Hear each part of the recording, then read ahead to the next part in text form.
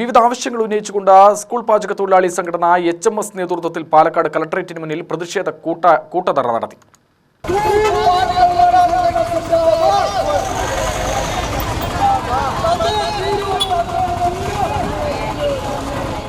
School പാചക തൊഴിലാളികളുടെ part time കണ്ടീജൻസ് ജീവനക്കാരായി അംഗീകരിക്കുക, തമിഴ്നാട് മോഡൽ ഉച്ചഭക്ഷണ പദ്ധതി നടപ്പിലാക്കി പ്രധാന അധ്യാപകരെ ഈ ചുമതലയിൽ നിന്നും ഒഴിവാക്കുക, ദിവസവേതനം 1000 രൂപയായി വർദ്ധിപ്പിക്കുക തുടങ്ങിയ ആവശ്യങ്ങൾ ഉന്നയിച്ചാണ് ധർണാ സമരം നടത്തിയത്. മനുഷ്യാവകാശ പ്രവർത്തകൻ വിളിയോടി വേണുഗോപാൽ ഉദ്ഘാടനം ചെയ്തു. വളരെ നീതിനിഷേധവും അവഗണനയും അവരെ നിസ്സാരവൽക്കരിച്ച് കാണുന്ന പ്രവണതയാണ് കേരളത്തിലെ ഭരണകൂടം.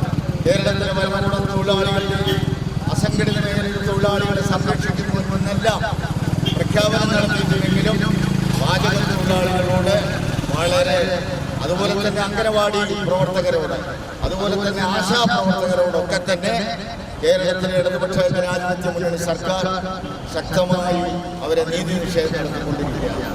അതിന്റെ ഭാഗമായി തന്നെ ഇന്ന് കേരളത്തിൽ പല സമരങ്ങളും നടക്കുന്നു. ജനകീയ സമരങ്ങളോട് മുഖം തിരിഞ്ഞു നിൽക്കുകയും അതിനെ ഞെക്കിക്കൊല്ലുന്ന പ്രവണതയാണ് കേരള സർക്കാർ ഇവിടെ നടത്തിക്കൊണ്ടിരിക്കുന്നത്. അതുകൊണ്ട് പാചക തൊഴിലാളി സംഘടനയായ HMSന്റെ ഇവിടെ UDF-ന്റെയോ LDF-ന്റെയോ അടിമകളായി പ്രവർത്തിക്കുന്നില്ല.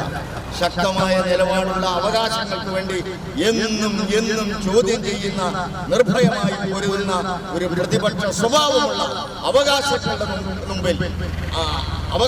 മുമ്പിൽ സ്ഥിരം പ്രതിപക്ഷമായി പൊരുതുന്ന ഒരു സംഘടനയാണ് സ്കൂൾ പാചക തൊഴിലാളി സംഘടന.